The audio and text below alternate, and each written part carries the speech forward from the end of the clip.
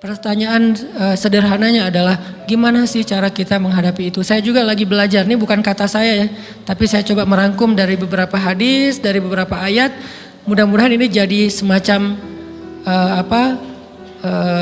tips dari Allah, dari Rasul, cara kita supaya lebih sabar dalam menghadapi ujian, khususnya ujian perasaan.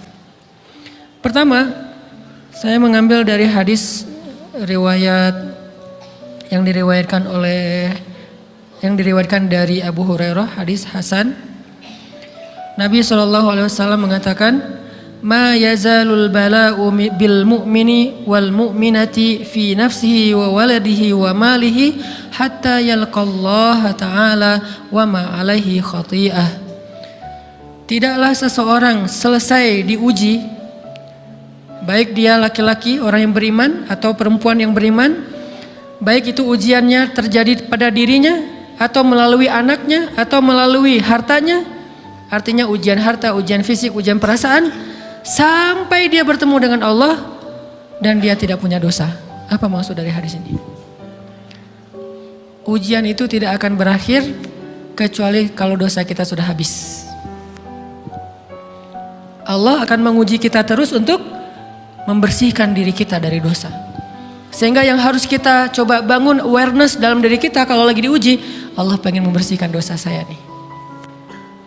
Sehingga kita ridho dengan ujian, bukan ikhlas ya. Kalau ikhlas ibadah, kalau ujian ridho, rela. Saya ridho ya Allah walaupun ini berat. Saya ridho ya Allah walaupun saya berharap Engkau beri jalan keluar. Saya ridho ya Allah walaupun saya berharap ditolong oleh Allah.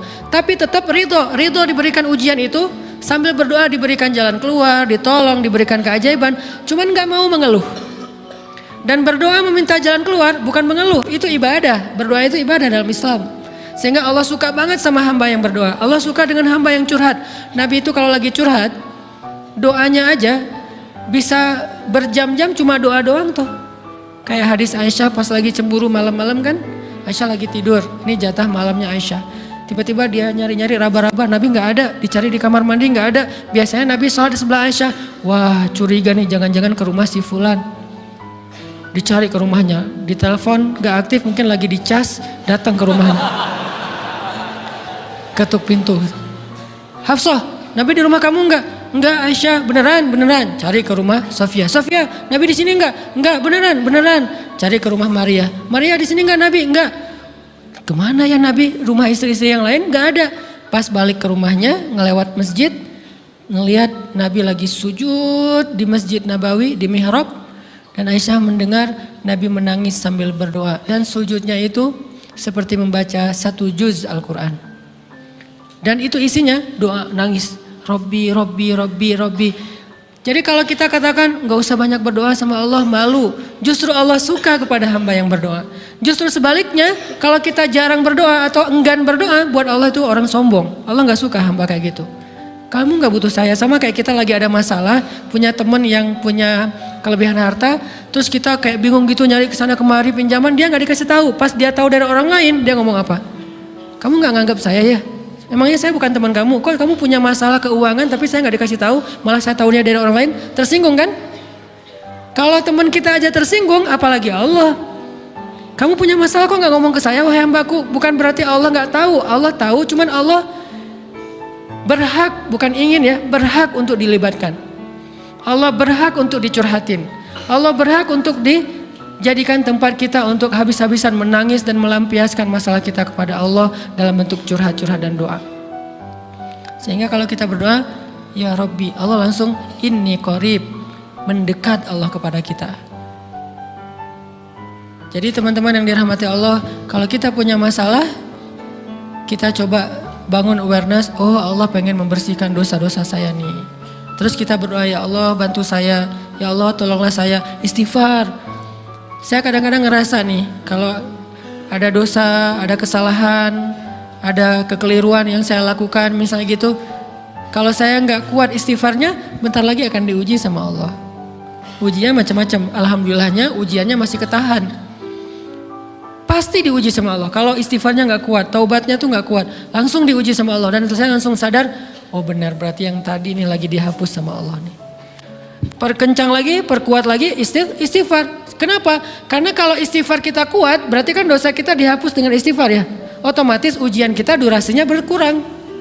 Makin kuat istighfar, makin berkurang. Kalau istighfarnya udah mantap, udah selesai, Allah cabut tuh ujian kita. Diganti dengan kebaikan. Jadi teman-teman, kita coba sadari, oh kalau Allah menguji saya, emang saya banyak dosa. Sebelum kita mencari kambing hitam, nyalah-nyalahin orang lain, sebelum kita marah kepada orang lain, kadang wajar kita marah kepada orang lain gara-gara ucapannya, komennya, teks dari dia, wajar. Tapi sebelum itu, marah dulu kepada diri kita atas dosa dan kesalahan kita yang baru saja kita lakukan. Atau yang dulu kita lakuin dan belum benar-benar kita tinggalkan. Kalau kita ngerasa banyak dosa di masa lalu sebelum kita taubat, hijrah, berarti mungkin itulah alasan kenapa sekarang kita diuji setelah hijrah. Kenapa agak-agak harus jungkir balik setelah kita hijrah. Kenapa harus sedikit berdarah-darah setelah kita hijrah. Anggap aja itu untuk mengkifarat, membersihkan dosa-dosa kita yang telah lalu. Supaya apa? Supaya kalau kita pulang kepada Allah, kita pulang dalam keadaan bersih. Dan itu pasti akan menjadi orang yang paling beruntung. Daripada nanti diberesin di akhirat, mending diberesin di dunia kan. Soalnya kalau diberesin di akhirat itu lebih berat. Akhirat itu perlakuannya beda dengan di dunia. Di dunia kalau kita salah akan dibalas oleh Allah. Kalau kita belum taubat, dibalas oleh Allah sama. Tapi di akhirat ukurannya beda. Sehingga heran ya, kalau ada orang yang merasa beruntung lolos dari hukuman dunia, dia pikir dia udah lolos dari hukuman Allah. Mending dia beresin deh di dunia daripada nanti di akhir berlarut-larut. Itu bahaya banget. Kalau buat saya pribadi dan saya yakin teman-teman juga kayak gitu, gak mau ada masalah di akhirat, mending masalah di dunia aja. Tapi masalah di dunia juga kita gak mau berlarut-larut, pengen cepat dimudahin sama Allah. Caranya istighfar. Tidaklah Allah memberikan kepada kita ujian kecuali salah satu alasannya pengen menghapuskan dosa. Idza kathurat dzunubul 'abdi walam yakun lahu min amalin liyukaffiraha fabtalahu Allahu bil hazan liyukaffiraha. Kalau seorang hamba banyak dosa dan dia nggak cukup amal untuk mengkifarat dosa-dosanya, Allah akan menguji dia dengan rasa sedih, dengan rasa kecewa, dengan rasa berat, sakit hati untuk mengkifarat dosa-dosanya. Itu yang kita bangun, sehingga kalau ada masalah sama orang lain, kita memperbaiki diri dulu. Bukan sibuk dengan kesalahan dia terus menerus yang gak mau kita maafin. Misalnya ada teman kita nih, jadi clash sama kita. Hal pertama yang kita bangun, astagfirullahaladzim saya banyak dosa nih. Tapi kan yang salah dia, ya. Tapi mungkin dia gak akan mengatakan kalimat itu, gak akan bersikap kayak gitu kalau kita gak punya dosa. Allah sengaja mengutus dia untuk menguji kita lewat kata-katanya, lewat perilakunya, karena kita punya dosa. Jadi penyebab pertama diuji itu bukan teman kita yang salah, itu penyebab kedua. Memang dia salah dan itu harus kita akui, realistis lah. Dia salah, dia nggak pas, dia nggak bijak, dia apa. Oke, tapi yang mentakdirkan dia salah kepada kita, Allah Subhanahu Wa Taala. Kenapa Allah takdirkan gitu? Karena kita masih punya banyak dosa. Allah kirim kita ujian, bisa manusia, bisa alam, bisa dalam diri kita sendiri. Itu semuanya adalah cara Allah untuk menguji kita dan membersihkan dosa-dosa kita. Ini yang kita bangun pertama. Yang kedua,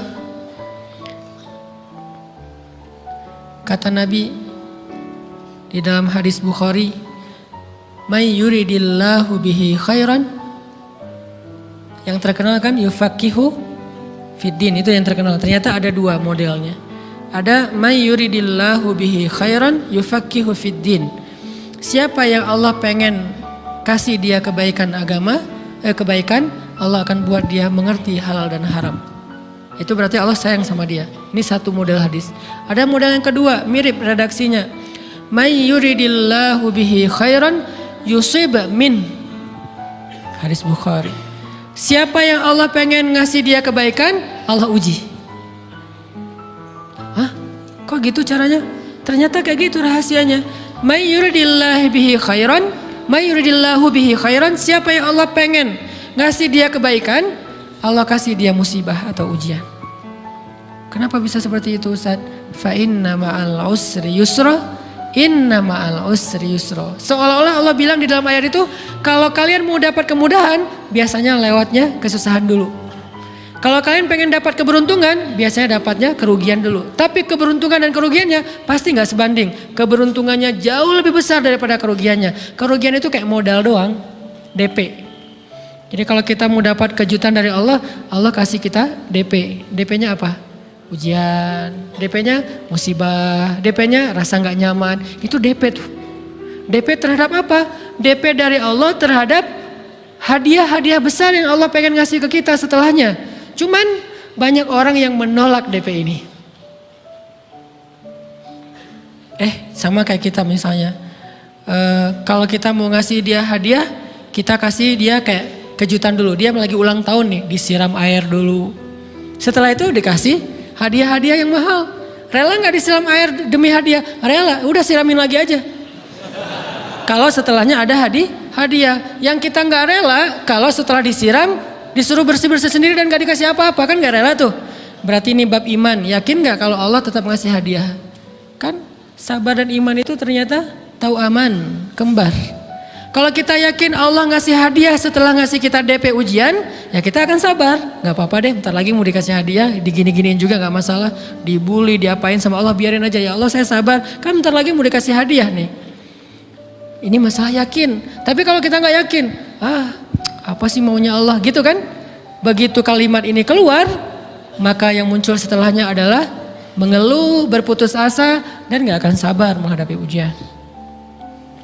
Ujian, kata Nabi, may yuridillahu bihi khairan, siapa yang Allah pengen kasih hadiah, siapa yang Allah pengen kasih kejutan, siapa yang Allah pengen kasih pertolongan, siapa yang Allah pengen kasih kebaikan, yusib min, Allah akan uji dia dulu.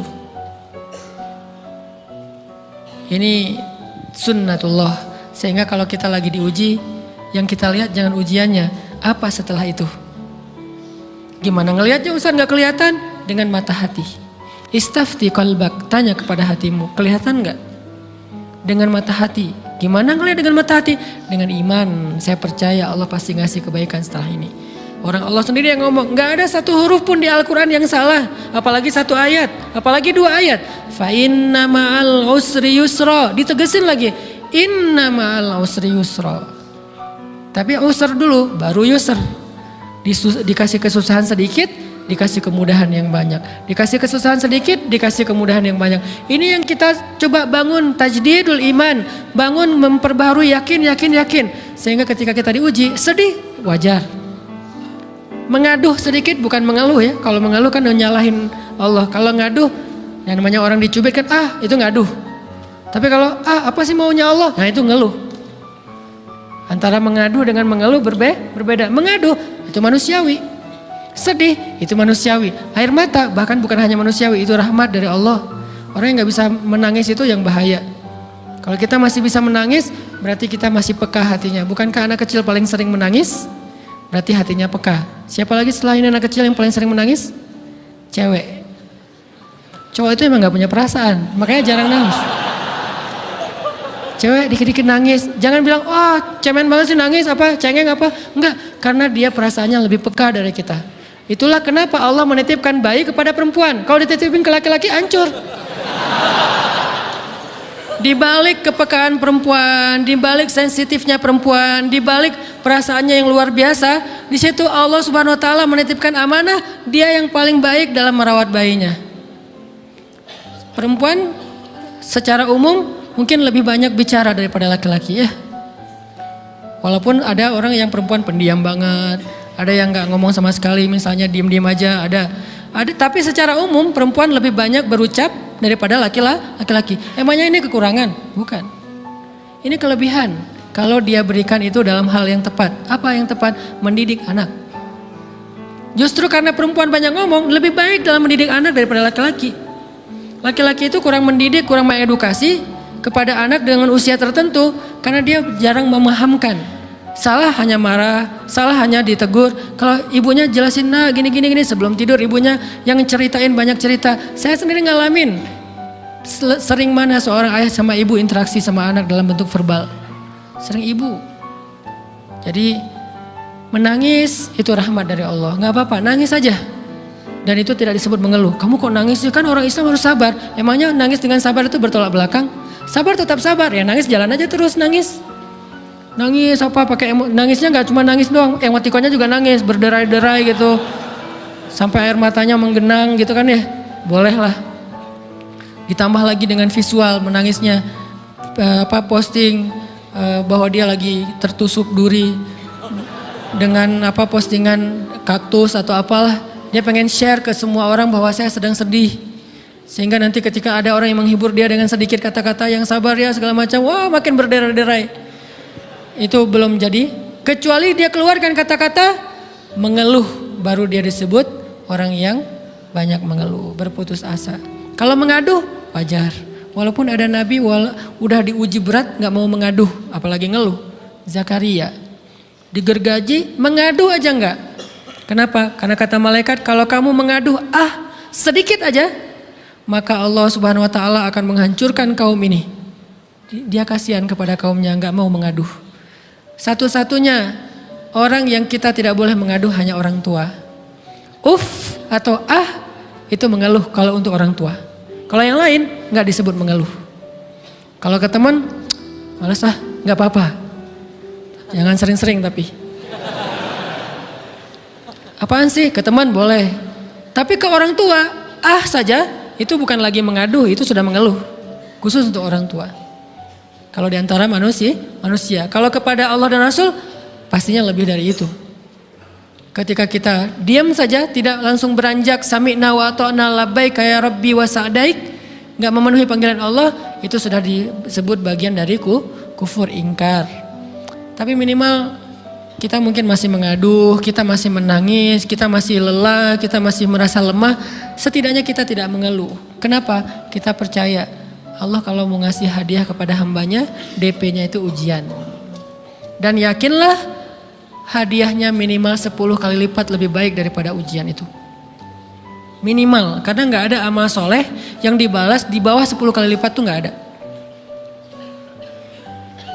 Amal soleh, amal ya bukan niat. Amal yang udah kita kerjakan minimal dibalas 10 kali lipat. Minimal, maksimalnya bighairi hisab, tanpa batas.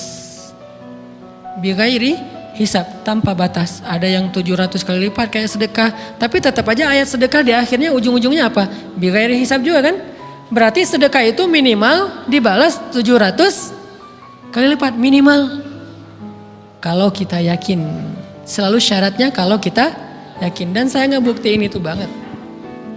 Saya pernah ngalamin lagi jalan-jalan di sebuah kota yang ada becak kayuhnya, becak sepeda gitu ya. Jalan terus saya bilang, Pak berapa ongkosnya? 20.000. Udah naik aja 20.000. Karena kita keliling-keliling kota, ternyata saya jadi kasihan sama dia 20.000. Kasihan kan 20.000 dibayar keliling kota, walaupun pas mampir beberapa tempat mungkin dia dapat tips ya. Tapi saya nggak tega gitu, dia cerita tentang anaknya lagi sekolah, apa segala macam, makin bikin baper kan. Pas selesai, saya kasih dia 100.000. Dari 20.000 dikasih 100.000 karena kasihan. Dan saya yakin, nggak mungkin sedekah itu sia-sia. Kan Nabi bersumpah kan, demi zat yang jiwaku di dalam genggamannya, tidak berkurang harta karena sedekah. Demi Allah kata Nabi, nggak berkurang harta karena sedekah. Berkurang harta karena belanja? Ya. Berkurang harta karena pacaran? Banget. Modal banget kan? Apalagi buat cowok. Tapi berkurang harta karena sedekah? Nggak mungkin kata Nabi. Demi Allah nggak berkurang harta karena sedekah. Berkurang harta karena istri? Nggak. Karena memberi kepada istri itu pahalanya lebih gede daripada sedekah. Makanya ngemodalin pacaran setelah nikah itu tumbuh berkah. Modal pacaran sebelum nikah itu apes. Jadi kalau pengen modal nih, ngemodalin cewek, traktir, ngapa-ngapain, bayarin, jangan sebelum nikah. Sebelum nikah jadi orang pelit aja, nggak apa-apa. Tapi setelah nikah, jor-joran ngasih, apalagi yang, bayarin semuanya. Kenapa? Pahalanya lebih gede daripada sedekah. Bahkan lebih gede daripada infak fi sabilillah. Seorang suami memberi nafkah istri, itu pahalanya terkadang lebih besar daripada kita berinfak untuk fi sabilillah, untuk korban perang. Saya heran kalau ada orang sedekahnya rajin tapi ke istrinya kikir, aneh, berarti dia nggak ngerti konsep. Padahal memberi kepada istri itu selama itu kebutuhan pokok ya, dan sedikit entertain, nggak apa-apa asal nggak berlebihan, itu luar biasa. Makanya saya kalau jalan sama istri yang yang mana? Itu yang Onit suka. Oh ya, Onit suka. Kasih aja. Kenapa? Minta ini. Kasih. Selama ada kan kenapa nggak dikasih kan ya? Nanti Allah ganti. Makin rajin kita ngebayarin istri kita, ngebelanjain istri kita, makin Allah ngasih yang kita nggak pernah duga-duga. Sampai istri kita cemburu sama kita. Kok kamu duitnya banyak banget sih? Kan gara-gara aku sering ngasih ke kamu. Ya udah sini lain lagi. Mau ditransfer berapa gitu kan ya? Saya ngasih 100.000 ke si bapak. Dan saya yakin teman-teman sedekahnya pasti lebih dari itu karena 100.000 saya sebut. Kalau 1 juta ke atas saya nggak mau nyebut, malu dong, ria ya.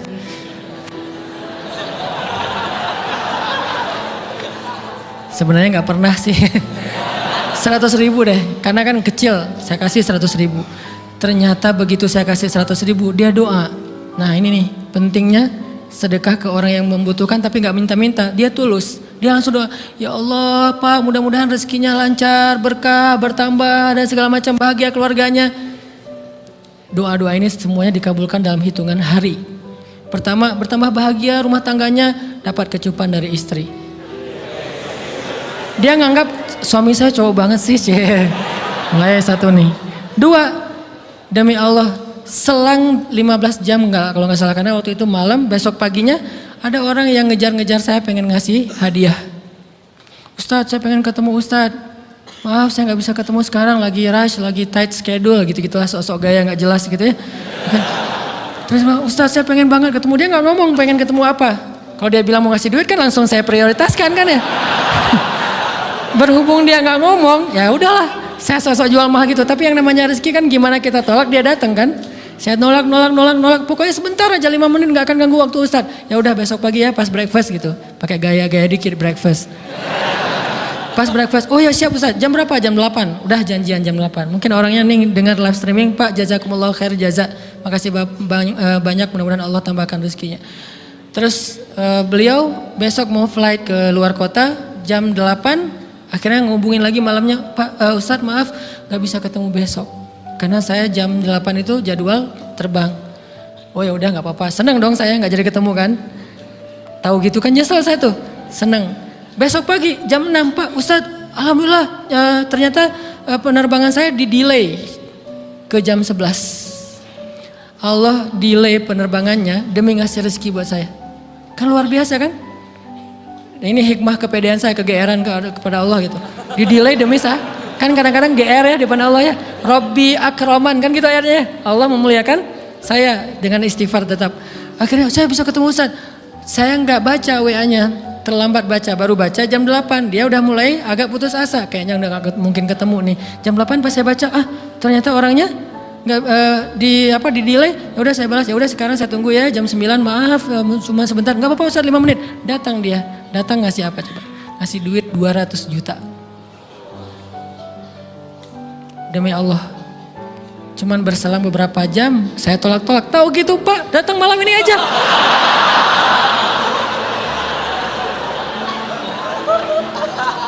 Harusnya malam itu juga saya cari orangnya. Kalau perlu saya yang nyamperin Bapak, Sherlock, saya kejar. Manusia gitu banget ya. Tapi Masya Allah di situ saya jadi tahu, oh doa orang itu lebih akurat, lebih mantap, lebih diijabah daripada doa saya. Mungkin bukan karena sedekah, tapi karena doa setelah sedekah, ya Allah dan segala macam dimudahkan sama Allah. Itu luar biasa loh. Saya nggak percaya, saya pikir main-main, orang nih iseng kayaknya pengen ketemu doang, pengen selfie. Ternyata pas saya cek, ditransfer, di capture, Ustadz udah ditransfer. Saya, jangan-jangan nih jebakan Batman gitu ya. Nyari-nyari sana segala macam. Alhamdulillah ternyata emang niat baiknya pengen, alhamdulillah saya terkesan, saya dapat hidayah lewat Ustadz segala macam. Sekarang saya pengen membalas jasa Ustadz walaupun kecil 200 juta. Untung saya nggak kaget dan kemudian pingsan. Pak 200 juta stroke kan ya, bahaya. Lebih mahal dari 200 juta. Ini keajaiban ya teman-teman. Jadi kita tuh, saya kan sering bilang keajaiban itu terjadi tergantung tingkat iman. Bukan saya udah soleh banget enggak. Saya belajar terus untuk yakin deh sama Allah. Modal kita tuh kan gini sebetulnya kan. Duit kita tuh banyak loh teman-teman. Cuman gak disimpan di bank, gak disimpan di saku. Disimpannya di sisi Allah. Bedanya apa sih? Kenapa kita kalau disimpan di bank tenang? Saya lagi punya duit banyak dari 100 juta. Di mana? Di bank. Aman. Kenapa kalau disimpan di saku aman, tenang? Kenapa kalau disimpan Allah nggak tenang? Kenapa kalau disimpan di Allah kita bilang nggak punya duit? Ini kan nggak fair sama Allah. Nggak punya duit nih. Siapa bilang nggak punya duit? Kan ada Allah. Tinggal minta sama Allah. Tapi nggak ada wujudnya. Tapi kan ada janjinya. Bukankah janji Allah lebih kuat daripada wujud? Bukankah iman harusnya lebih mantap daripada sesuatu yang konkret yang kita lihat? Ada duitnya di sisi Allah. Kenapa nggak dikasih? Karena kita belum butuh. Kalau kita yakin duit kita itu ada di Allah, tapi dikasihnya pas kita butuh. Begitu butuh ya Allah, langsung dikasih sama Allah. Itu banget benar-benar terjadi dalam kehidupan kita. Pasti kayak gitu. Tingkat tergantung kita yakin apa enggak.